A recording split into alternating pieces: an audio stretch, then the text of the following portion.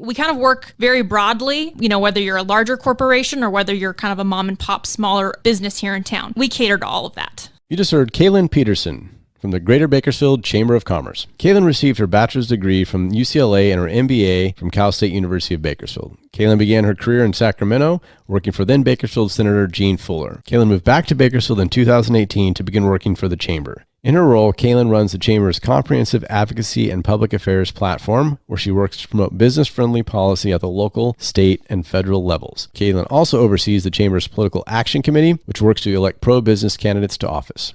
In today's show, we discuss with Kaelyn the two arms of the Greater Bakersfield Chamber of Commerce, one focusing on policies, the other focusing on candidate support. We talked about the Chamber's support for the oil and ag sectors, which, as our listeners know, is vital to our economy here in the Central Valley. And lastly, we spoke and delved a little bit into a new program they're kind of promoting called BK3, which is an effort to get more inclusiveness in the business community here in our wonderful Central Valley. Stay tuned.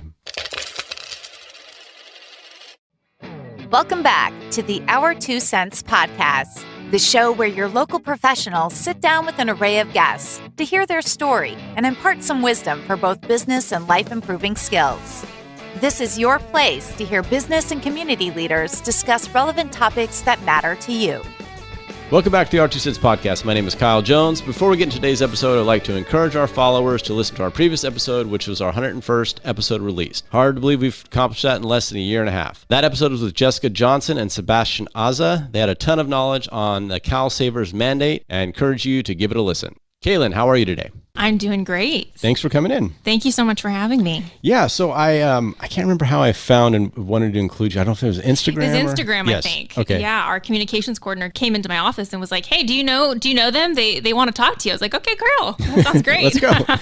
So what interests me, I've always been interested in, even though I'm an attorney, I run my own practice. So in essence, I'm a business. Just so happens to practice law, but I've always been intrigued with, the Better Business Bureau, Chamber of Commerce, anything that kind of promotes local business and kind of the ideology behind that. And so that's what kind of prompted me to want to talk to you is with your position. I said, well, she probably has some good insight to provide our local business owners. So that's why I wanted to have you on. Oh, thank you. I'm excited to be here. So ask away. Let's go.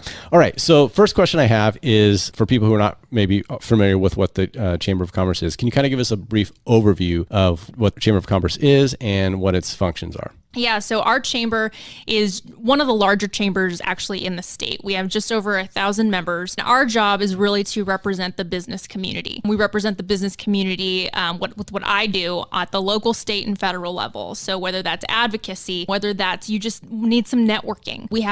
The chamber is, what we do is two-prong. It's advocacy and it's also community convener. So we kind of like to say we're a catalyst, we're a convener, and we're a community. So we do ribbon cuttings, whether you're a brand new business and you want to be a member of the chamber, you want to get connected, you want to get involved, you can come join the chamber. We're happy to do a ribbon cutting for you. You're newer, maybe you're newer to the community, you're newer to your business, you want to go to a networking event. We've got a mixer for you.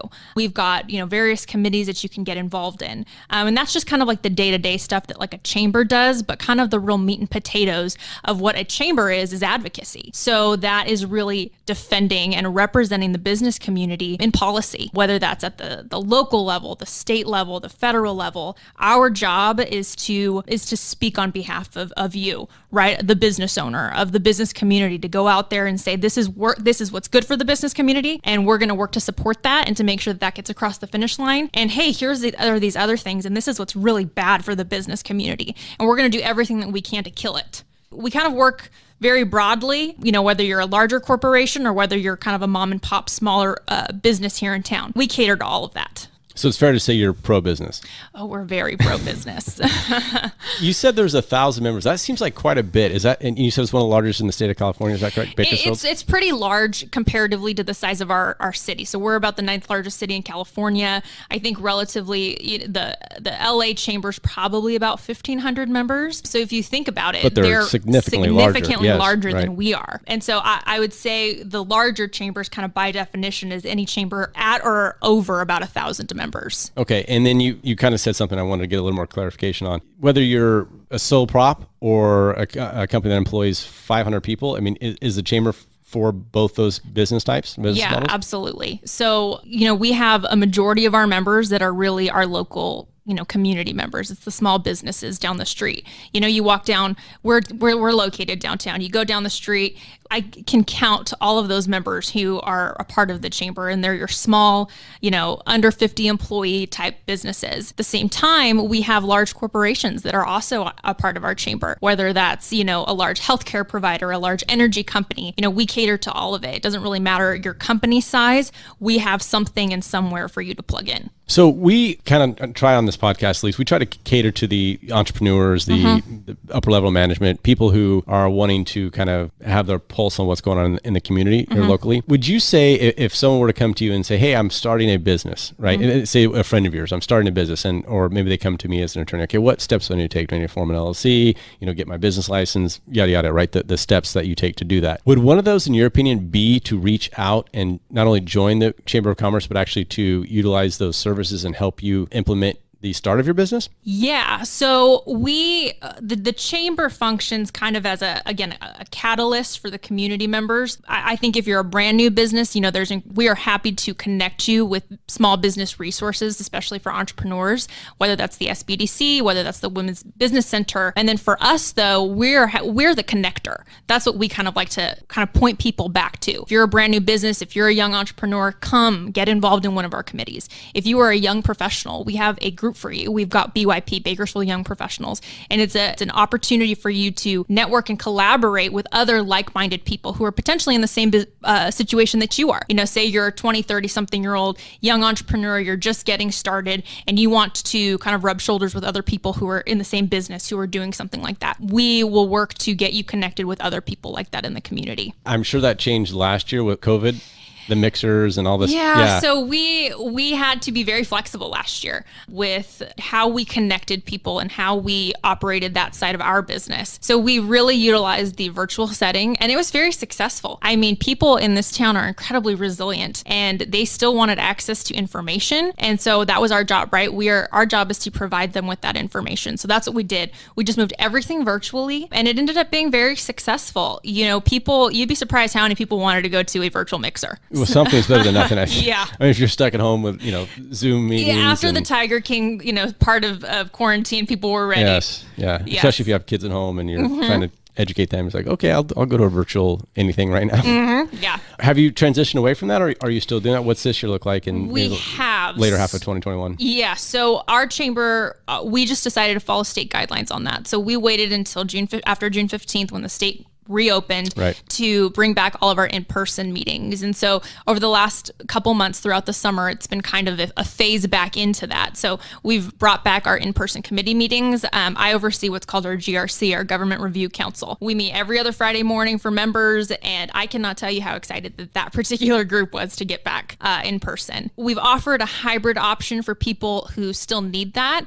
There are several businesses that we have, again, a lot of times employees that are a part of a larger corporation that have been a little slower to get back into the office. So we try and be as accommodating as possible to say, hey, we'll provide you a virtual option or an in-person option. But for the most part, we're back in person.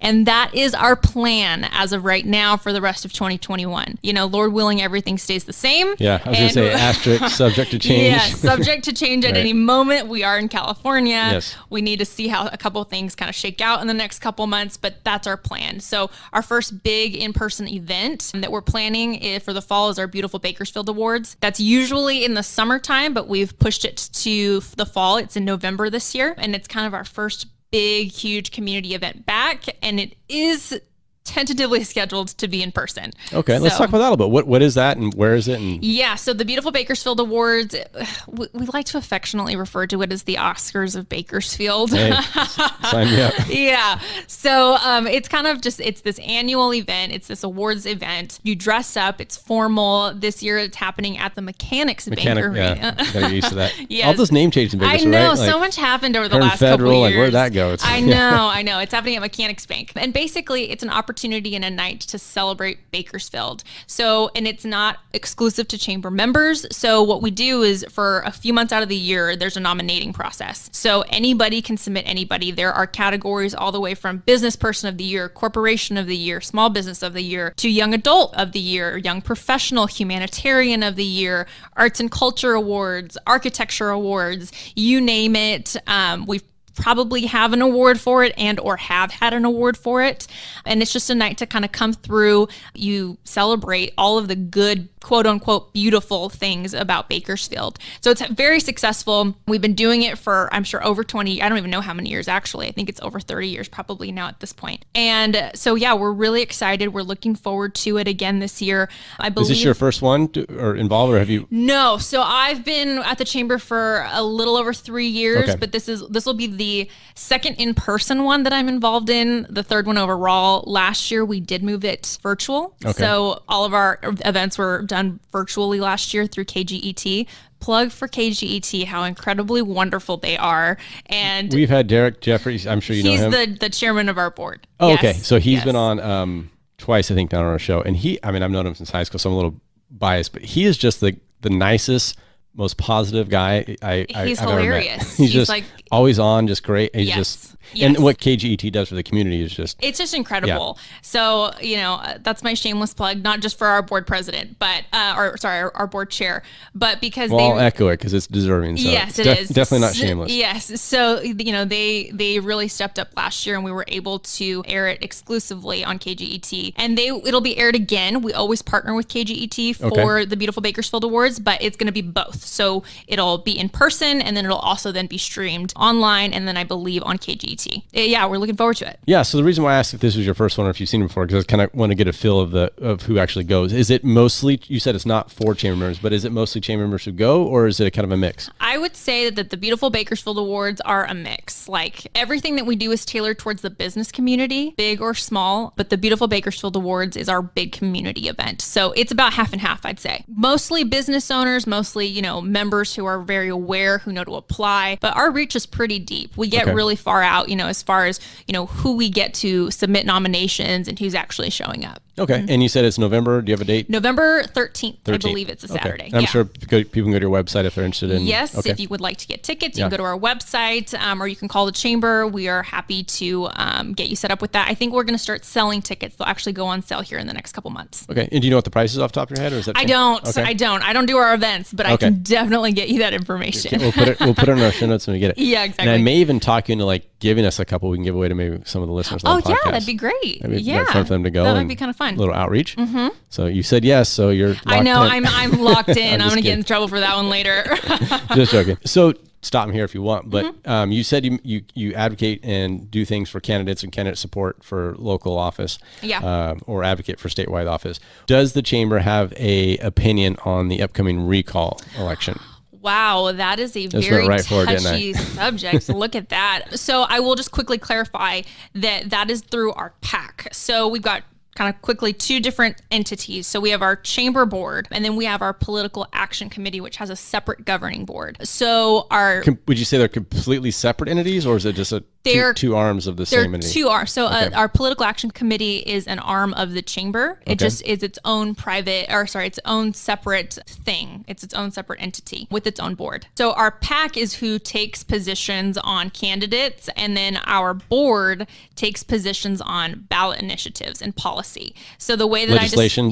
So the way that I describe it to people is the chamber board responsible for policy, the PAC board responsible for politics. So darn it. So I'm not going to get you to say No. I will answer your question, but just to give kind of some background on that. So as far as the recall is concerned, our chamber is not taking a position. Okay. We're staying out of it. And that's the PAC portion that's staying out of it. It's both. Okay. So technically because it's a recall election, it's a very unique situation. The first ballot question, you're asked two questions, right? Right. Do you want to recall the governor? And then question two, who do you want to replace him with if so? Right. So the first question is actually considered a ballot initiative, and which would go to the chamber board. Right. The second question is a candidate endorsement, which would go to the chamber PAC. So it's really interesting. And it's probably the only situation where you'll find that as far as our internal process is concerned. Sure, yeah. But it's really interesting, how that's kind of broken up and who has authority over what. Yeah, no, that makes sense. But you would think it would all be for the PAC arm, because it's technically legally a ballot initiative. Yes or no, right? Yes, yes or no. Do you want to or not? And because of that, I mean, even the governor himself is under different rules of how he can campaign. and defend himself. Right.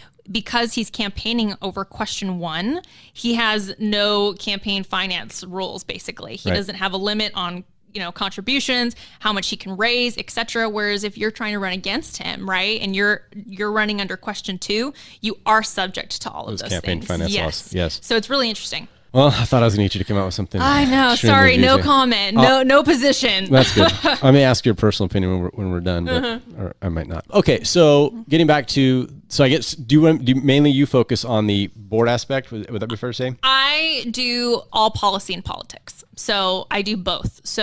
And what we kind of generally refer to as this broad term of advocacy. So it's policy, it's all public affairs related things. So whether that's a bill that's, up at the state legislature, whether that's, a local ordinance or a local initiative like Measure N. And I also oversee now our PAC, so our Political Action Committee. So anything having to do with candidate endorsement or any kind of voter outreach or anything like that, I'm also involved in any of that. So policy and politics. So even though they're two separate arms, you are kind of involved in both. I work with both of them, yes. Okay. Which one calls out to you more? Which one better? Why? I love both, okay? I really, really do. Because I think what we do on the policy side, on the advocacy side is just so important for the day-to-day, right? That's what's really important for our business's bottom line, right? It's that policy that's going to make or break your business in Sacramento that we're working to either support or defeat, right? So that's really important. I will say that the more exciting thing every 2 years is probably PAC stuff. Sure. Because it's a little bit, it's like, okay, wow, this only comes up, every 2 years, every election cycle. That's the interesting things. I love data, and particularly polling data. And so that's something that I think really sets our PAC apart is we are very data driven. We poll regularly. We actually released a poll for the first time. We've been polling for years, but we publicly released the results of a poll, a community-wide poll that we did earlier this spring, because we just felt like, that's our strength. We always feel like we want to have our pulse on the community. Right. Mm-hmm. We want to know what the electorate thinks. We want to know, what do the voters think? How do they feel about this? How do they not feel about this? And it's important to share it. I'm glad you did, because people oftentimes aren't talking about those things. No, right? they're not. Yeah. It's like, hey, what do people actually think are important priorities for, for example, the city to be spending Measure N funding on? And so we go out and we poll that. So that's what our PAC really does differently, is we make very data-driven strategic decisions, in all of our endorsements. So we'll make an endorsement, say, for a candidate, right? And then we'll go out and we'll do some polling and we'll see what messages work, what messages don't work, what do voters actually care about. And then we'll work to then do what's called an independent expenditure. We'll do some voter outreach. And then we'll tailor those messages on however it is that we're going to be, reaching out to voters to be reflective of what we know that the data says that they care about. So that's targeted. It's very, very targeted. It's not just, you're not taking like an ideological position and then trying to cram it down someone's throat. No. You're saying, hey, what does this community want and need? And then you're interpreting the data and then trying to implement it. Exactly. And so that's what we do. Again, the policy side of things, the advocacy side of things is really important for the day-to-day. The political, the PAC stuff is really important to make sure that the policy stuff, to make sure that we have the right people in office to implement business-friendly policy, because they go hand in hand, sure, right? Yeah. You can't expect business-friendly policy if you don't have business-friendly candidates in office. And we're really lucky at the local level where we have a business-friendly city council. Yes. We have a business-friendly board of supervisors, and we are so lucky, and we work really hard as a PAC to make sure that we're endorsing the right candidate every single time. And I was going to say that I think that's probably pretty unique, because I think we have a very pro-business community in general, regardless if you're red or blue. I mean, Democrat, Republican, whatever. I think in general, for the most part, our local community is very pro-business. Very pro-business. And that's kind of something that not only are we proud of, but it's something that makes us unique. We are one of the places in California where it's still considered, quote unquote friendly to do business here. It's not California is not a business friendly state. And I was going to get into that a little more in depth and go into the state level in Sacramento. How does, chambers that are obviously pro-business within up and down the state advocate in Sacramento when it seems like it'd be like banging your head against the wall? It is. I mean, it is. It's very, very frustrating. It's very hard. You have chambers like the LA chamber, for example. You have to serve your constituency, right? You serve your members. So what is it that your members want? For us, our members are very pro-business, obviously. And then what are our major industries here? So we're going to go up to Sacramento and we're going to defend and fight for those major industries, whether that's the ag industry, or that's oil and gas. We're going to, fight to the death to defend our industries. It's really hard though, statewide. You've got chambers that are in, more coastal communities that are maybe a little less business friendly. I don't want to say, it is like banging your head up against a wall, but sometimes it can be. It's frustrating. I think it's very frustrating. That, yeah. We are very fortunate and very lucky to have really good representation in Sacramento. Our local, legislative representatives really do understand, I think, what their constituents need, what industries drive our economy, and make sure to support legislation that's going to push that forward, and make sure to support legislation that's going to ultimately be beneficial to our region. At the end of the day, it's still California and it's still hard. Sometimes we get little wins, sometimes we get bigger wins. It really just depends on the day. It really depends on the legislature. I actually used to work in the legislature a few years ago. From 3 or 4 years ago to now, the legislature looks very different. In a good way? Not for business. Okay. I will say that. Okay. It's not for business. So it's something that it's frustrating, and it grows increasingly more frustrating. But again, it goes back to how important it is for what we do at the chamber to make sure that we're working to elect business-friendly people. And something that we also do, yes, we endorse somebody who's, running in our districts, right? We'll endorse, whoever represents Bakersfield and Kern County. But something else that we've done in the past is we also make campaign contributions to other legislative candidates who are outside of the area. We go and we look and we target, hey, who is somebody who's a business-friendly candidate who's maybe up in Stockton or, Southern California, up north somewhere, and we've contributed to their campaigns. And, it's a subtle endorsement. We don't come out with a press release and say, hey, we're endorsing somebody in, Northern California. But we are saying, we are saying is, hey, we need to, as a business community as a whole, stand behind other candidates who are going to push our agendas forward and make sure that, we don't continue to go down this path as a state where it just becomes increasingly harder and harder to do business. You said you did a poll and you actually released can we get into what that poll was and what the data was? Do you have that? Yes, I can pull it up. There you go. Yeah, so what we do is or generally just what? Yes, so what we do is we like to poll Bakersfield and Kern County voters. So it's a poll of likely voters. We always poll statistically valid. So we use this pollster. They're called Signal. We've used them for many, many years. I will say they are incredibly accurate. Say what you will about polling, about national polling, that's whatever changed that's changed, right? Yeah. But this particular pollster that we use is very familiar with our area, very familiar with what it looks like, and very, very good at having kind of accurate representation of what the electorate says. So earlier this year, we polled likely voters in Bakersfield and Kern County. So Kern County with an oversample in Bakersfield. And we always ask them right track, wrong track questions. So do you believe that Bakersfield is headed in the right track or the wrong track? Do you believe Kern County? Do you believe that California is heading in the right track, wrong track? We also ask them, what are the spending priorities that you have for your local government, and what do you feel are the most important things for our local government to defend, or what do you feel like are the most pressing issues? Was that at all focused on Measure N at all, or is that just we ask in general? Both. Okay. So we do a Measure N specific one. So we ask, what are your primary top Measure N spending priorities?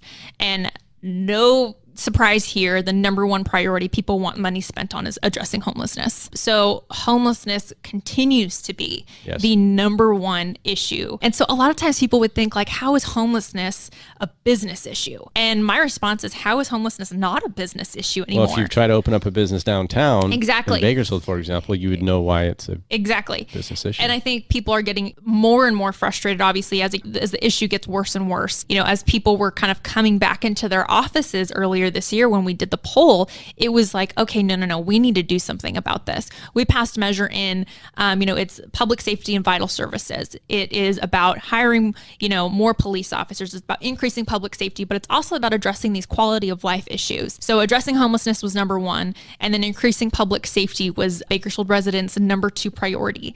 And it was particularly in hiring more police officers. After that, it's been a couple months, so don't quote me on the order. You can look up the Californian article. Sure. But, other top priorities were, improving streetscapes and sidewalks, revitalizing downtown and Old Town Kern, improving parks. People want parks. So, various things like that. But we're able to see the data. We're able to see where voters are ranking the spending priorities. And then what we're able to do with that is then say, okay, here's City Council. This is what your constituents think.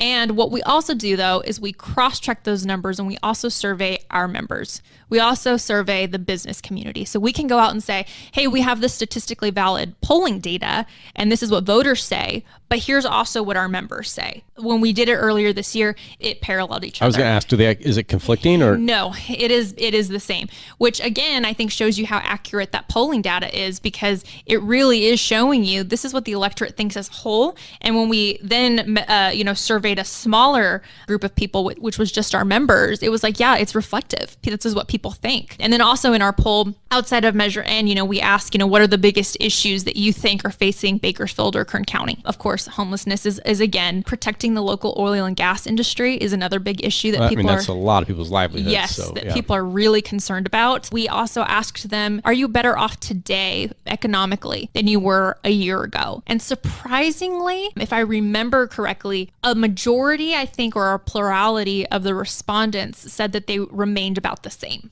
Which is good for a pandemic. Which is fairly good, but fairly surprising. So yeah, we ask all of those questions. We ask what is important to people, what is important to voters. We ask the right track, wrong track question, like I had said. Usually we always get, for this region, California is headed in the wrong track. Sure. Yeah, I can see that. we don't think that California is going in the right direction. This is a couple months old data, but for this year, an interesting thing that we found was it was the first year where we had polled where we found that voters actually felt like things were also heading in the wrong direction locally. In Kern County? In Bakersfield and Kern County. Okay. It was not by a big margin, I will say. It was, if I remember correctly, it may have been by a plurality. But it's still a shift. But it was still an interesting shift from years past. This was the first time we've publicly released this data, but we have years of data to go back and compare to. Right. Where this has been the first time where it was like, okay, there's a sense of frustration, I think, out there. So, I wonder if that's spilling over from the state level. And so that's what I think,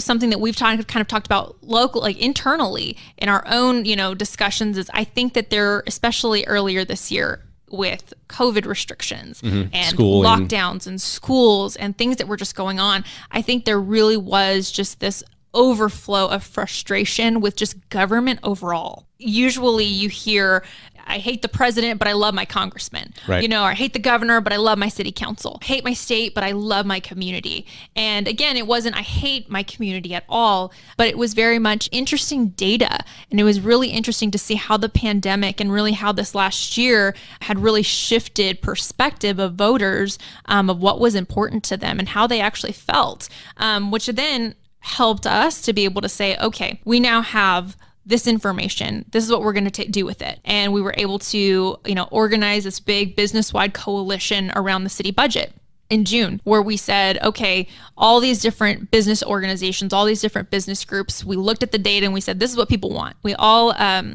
surveyed our own members, and we were able to then say, okay, city council, we support your budget with these items. These are your priorities. This is what your constituents want. So again, and do you have their ear?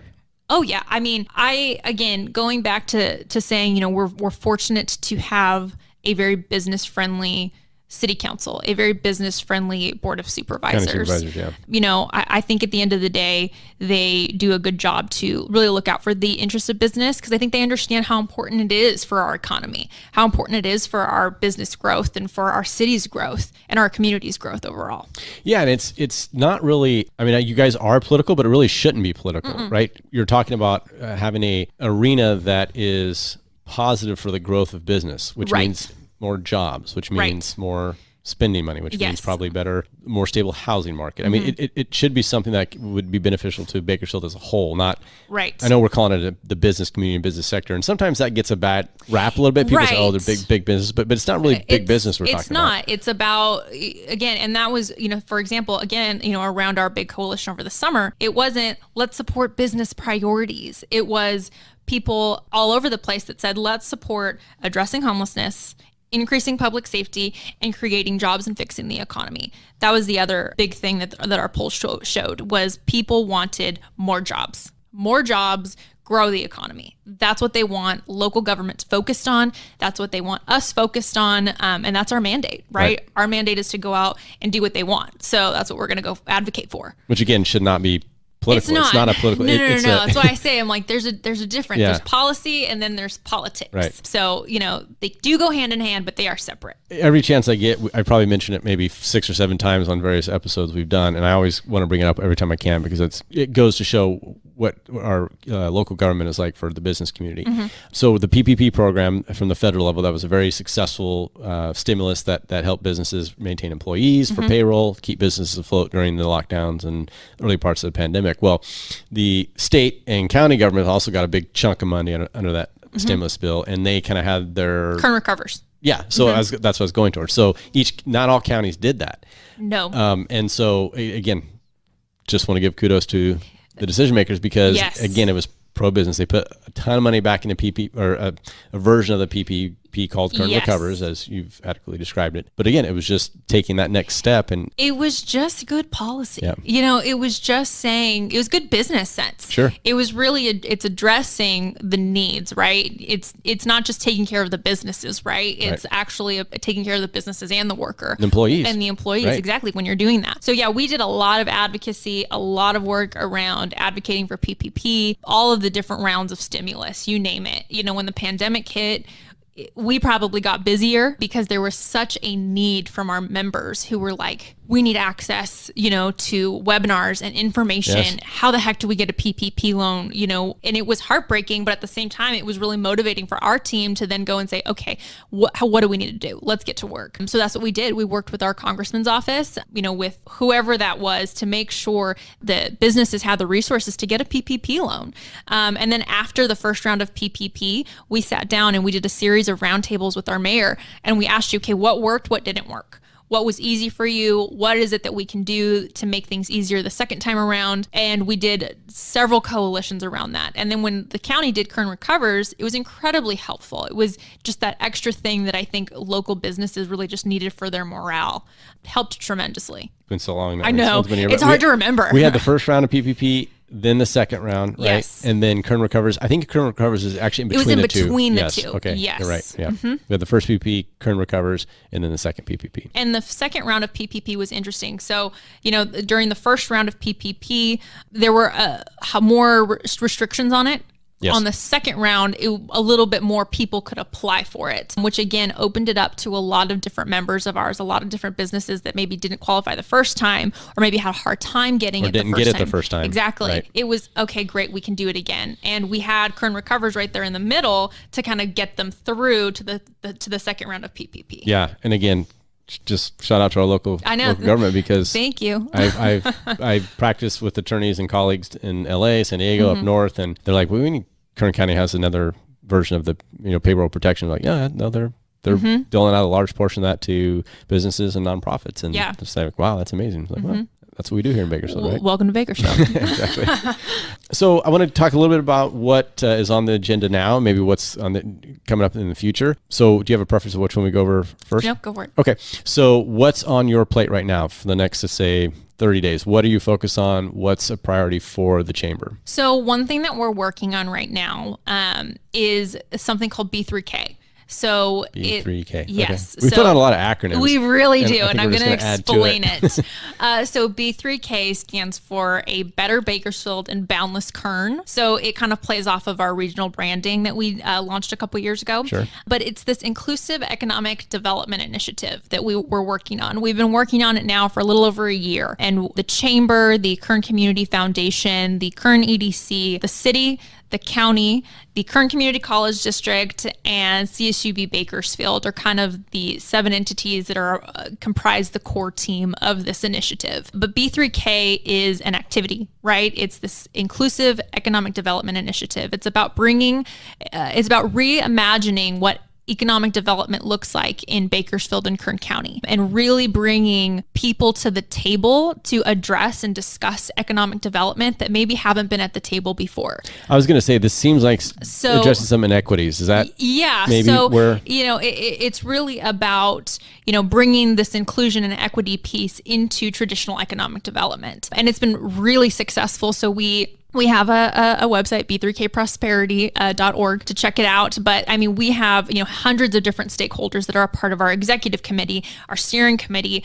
We've identified different industry sectors that are saying this is where, there is room for economic growth here in this region moving forward and into the future. So we've been working on that really hard over the last year and a half. So, and it's, our chamber, yes, we support the business community, but we're also, having this, we want this role in economic development, I think, moving forward. And we recognize the need to really address these issues just regionally.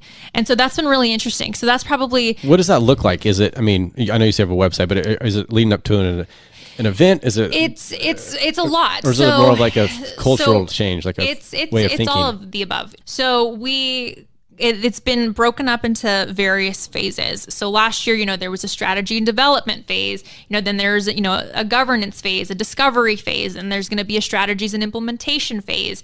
So last year was really, discovery and research. We've, partnered with the Brookings Institution. They're a DC-based think tank, and they've come in to basically do all of the research. And they're on the ground. They did all the research. They analyzed this region up and down. They worked with the city. They worked with the county, with the EDC, put together this large market assessment. So we have this market assessment that basically came out, identified opportunity industries, that identified areas for growth, areas for improvement of how our regional economy could grow in the future. And so from that, we developed work groups around those targeted specific opportunity industries. I hope I don't forget any of them, but we have a work group around entrepreneurship, around business, entrepreneurship and business development, one around business services, what we kind of refer to as like a second office, one around aerospace, advanced manufacturing, and energy. I believe that those are the 5 work groups. So we have... I'm seeing your aerospace, your partner, Edwards, NASA. Yes, yes. Okay.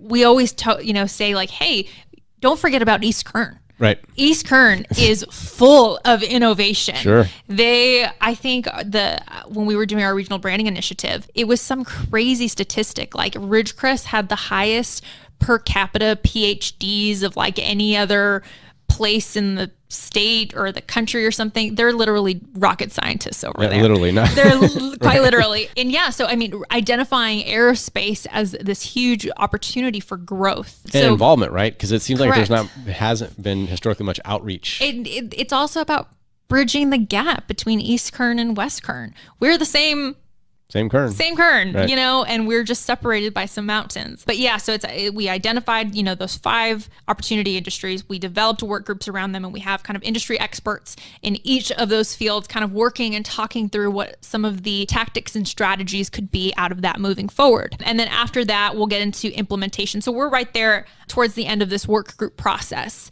of what do strategies, tactics look like for all of these work groups now moving forward. And then on top of that, we have what's called this Deep Prosperity Committee that's independent. It's kind of like a work group, but it's a committee that's really talking through, okay, how do we address inclusion and make sure, that you have that within all of these different industries? And how is it that you continue to diversify and make sure that you are growing educational attainment rates for everybody? Because unfortunately, there is a disproportionate ratio of education attainment based off of, your economic income, based off of your, your racial and ethnic identity. Right. And how do we address those issues? And B3K is kind of working on all of those things. So, it's not its own separate organization. It's an initiative. And so it's been really exciting. Like I say, we have hundreds of stakeholders that are, a part of this. You've got business at the table with labor, at the table with, social justice, and, people who don't normally get along, who are all sitting together and saying, hey, we're going to be a part of this because, this is very important work. So it's pretty progressive for a traditionally what people would label sometimes a non-progressive part of the state, right? I don't like that word. Well, it's a triggering word. I know, but it is what it is. But yeah, I mean, it's really. It doesn't have to be a bad thing. No. Yeah. It's really innovative. Yeah. I think for this area and for this region, we've got every partner at the table for it, which has been, I think, really exciting. And so I think for me, looking forward in the next, month and the next year, really seeing some of the outcomes from B3K is going to be really exciting. Yeah, I think it's just my opinion, but my 2 cents, no pun intended. I know, I like that. But I think it's the, politically, culturally, what we've kind of been going on the last couple of years have been a lot of change, a lot of divisiveness. But I think from that, we are starting to see things like this. Now, to hear about that, I don't think this would have had the same support or maybe the same community desire 4 or 5 years ago. Probably would have been something that's on the table. So I guess I want to say it's sometimes positive things can happen. Yeah, absolutely. Absolutely. I definitely think the time was now to work on something like this. It's also recognition that state policy, the trajectory of state policy is going in one direction, right? And unfortunately, Kern County is disproportionately affected by that. And so what are we going to do? As a chamber, we're going to continue to fight like heck, right? And I'm sure you're talking about oil and gas, right? Right, yeah. right. We're going to continue to advocate on behalf of our major businesses. That's never going to change. That's who we are.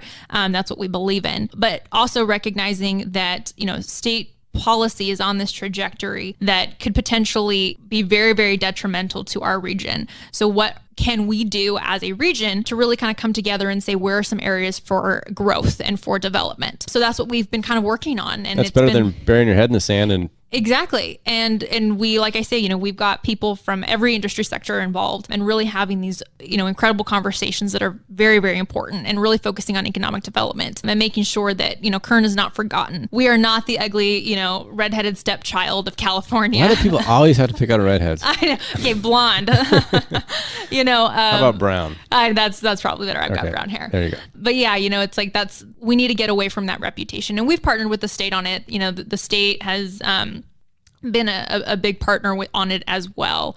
But us, again, recognizing that, Kern deserves a seat at the table. Well, it's a large population. It's a large land. It's agriculture and energy. We basically feed and fuel the state. We feed and fuel the nation. Well, something. So it's easy to kind of poke at them and pick on them. We don't need. Well, yeah, you kind of do. You actually do. Right. Something that our CEO says all the time, and I always steal his quote is, your 21st century lifestyle is made possible on the backs of people in the Central Valley. 100%. It's made possible because we work to make sure that you can turn your lights on, to make sure that you can work your iPhone, and that you can go to the store and get carrots, and get all of these, commodities and things that just seem like, whatever we take for granted. Yeah, it's just always going to be there. It's like, it's always going to be there because of people in Kern County and the Central Valley who are out there working and making it possible for you to have it. And so that's really, I think, it's been our message the last couple of years of really making sure that the state and statewide actors and people in other regions recognize that and know that. You would think they do, even though you may disagree with people politically, but there's, for the most part, most people are somewhat intelligent and they realize that that's what's. So I wonder how much of it is tongue in cheek, just saying they want to do something, or they're actually going to do it. But lately there's been a lot of action, so maybe it isn't tongue in cheek, and maybe it is something that needs to be fought for. Yeah, it's been a tough year. Again, going back to how the legislature changes, right? And it's continuing to get more and more business unfriendly, and so it really is us having to come to the table and say, we need to really figure out how it is that we're going to stick around and make people aware and appreciate what it is that we do here. Yeah, not just stick around, but be viable, right? Yeah, exactly. You don't want to just exist. You want to continue to grow and move forward. And thrive as a region and as an industry. For sure. So the BK3, is that a 5-year, is it open-ended? It's open, yeah. Okay. It's not its own organization. It's not a report on a shelf. Okay. And I think that a lot of times people will hear of like, another economic development initiative, or it's another report or something, and it's going to go on a shelf. And it's like, no. we have worked really hard. We have incredible partners on our core team, that I'd mentioned, and people who are a part of this that are really committed to implementing the work to actually see transformative change from this. So there's no end date on it. I think it's going to be something that kind of lives on forever because we're always going to be working on it, right? We're always going to be addressing things and working to implement whatever strategies and tactics kind of come out of that. So well, and now the system's in place, right? I mean, you have to start somewhere and the interesting thing is that we launched this in the middle of a pandemic. We had a lot of good things can come from. We had our very first in-person steering committee meeting at the end of June, which was really exciting. Getting those people that you'd see on Zoom in the little squares, all in one room. Oh, you have legs. Yeah, exactly. And kind of getting to talk through all of this stuff in person. I'm so grateful to Zoom, obviously. Thank you. But there really is something special about getting in person and having that conversation. Just the energy, I think, is different. We did a lot of podcasts in the pandemic on Zoom and on phone interviews, and it was just so hard to connect with people because it's not like we don't sit here and do a little 5-minute interview or a clip that we're trying to put out on like in clickbait or on, we want to get actually into some substantive content and talk and long form discussions. And it didn't seem the same doing it on the phone or over Zoom than actually having that person in the room and kind of connecting a little more. Yeah. They told me, they're like, you can do this over Zoom. And I was like, no, I'd prefer to be in person. I'll be there. Yeah. Okay. So let's move out a little bit. Yep. That's great. That's a wonderful thing that's being worked on right now, but going into say 2022, I'm sure you guys are already looking at ballot measures, potential ballot initiatives, anything that we in the business community need to know about or start researching? I think a lot is going to be dependent on redistricting as far as... that was delayed. Yeah, so significantly, right? The census data has been delayed. Right, which delays everything downhill. Exactly. Yeah. So it's going to be really interesting. I was having a conversation about that this morning, about like what the 2022 election is going to potentially look like.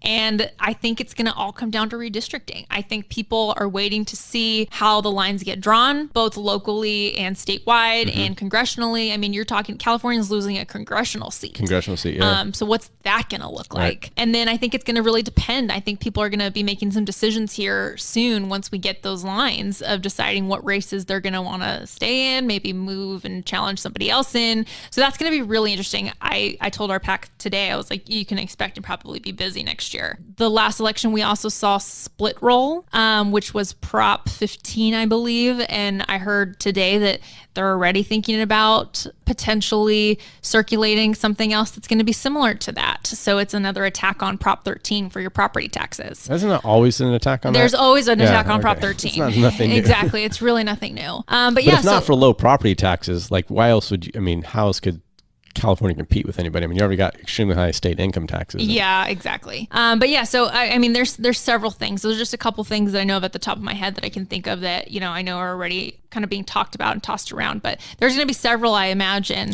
Yeah. And it's coming soon. I mean, it's very soon. We're ending the summer here now. We're going to quickly go and get in the holidays. And next thing you know, 2022 is here. And then that election's going to be... You're going to have a primary before you know it. A few short months. I always think about it after we end an election year. I'm like, okay, you can breathe. But you can really chill for like maybe 6 months, 6 to 9 months, like tops. And then after that, it's like, okay, well, we're getting back at it. People are starting to announce, ballot initiatives are coming out. So you got to start working on stuff again. So there's very short windows to breathe. Okay. Want to go back to the beginning a little bit, then I'm going to ask you some fun questions to wrap things up here a little bit. You mentioned there's roughly 1,000 members in the Greater Bakersfield Chamber of Commerce. Do you know how many businesses we have? What market share do you have of the businesses, and what's your goal in trying to grow that? I don't have that specific data. I can see if we can have it. We always get asked a lot, about very, very specific questions as far as, like... I'm not looking for the exact number off top of your head. I don't have that data specifically. The chamber is for all businesses, and it's not necessarily a specific industry or anything like that, so... But you are trying to actively, I'm assuming, grow members, right? Absolutely. So we have somebody on our team who's dedicated to that. She's our business development director, and she actively goes out there and recruits new members and works to get them plugged in. So we are growing. Obviously the pandemic really affected a lot of our members, but we've been able to maintain fairly steady through all of that. And I think it goes back to, again, the services that we were able to provide throughout the pandemic. Pivoting exactly. Yeah. We had so many members say, like, if not for the chamber, we wouldn't have been able to have gotten through X, Y, or Z throughout the pandemic. So For me, one of the things I felt, and you can correct me if I'm wrong, as to why an organization like yours is so beneficial. The circle that I run with CPAs, other attorneys, I mean, we knew what PPP is coming down. I was talking to my, CPA, John Duffley, is one of the hosts of the podcast. He's obviously plugged into that information. So we talk about it, we have it. But then as I'm going out and, talking to someone who owns this restaurant or like that, like, oh, I can get that. And I realize like, well, not everybody knows what I'm hearing every day because it's just what we do, right? So an organization like you, I can see it being instrumental of like, hey, maybe you don't have that connection with an attorney or a CPA or someone that you talk to all the time, but you're part of this great organization to say, okay, how do I do this? Navigate me. And I'm hoping that a lot of people took advantage of that. Absolutely. That was probably one of the biggest things that we were able to offer people was, how do we do this? We don't even know where to start. And it was us being able to say, let me hook you up with the bank. Let me enter, Valley Strong, enter, whoever else it was that was able to, that was really boots on the ground, that was really working on that, which was hugely helpful, I think, to our members, to our small members, especially to the, people who had, less than, maybe 20 employees on staff. It was really huge. That's kind of the backbone of our economy. I mean, small really business, is. I mean, maybe not 20. I don't know what that number is, but it's probably, again, I don't have the specific breakdown of it, but that's probably the biggest share of members of ours is the small businesses. Which is the backbone, right? It is. Actually, before I ask you a few questions, I did have one more thing I want to ask you about. Are you at all connected or work with the SBA? I could see maybe some overlapping interests or resources to help, We point people in their direction a lot. Okay. Not like day-to-day type of things, but especially during the pandemic, it was very much, let me put you into contact with them and do that. But it's not necessarily like a close everyday thing. Gotcha. Okay.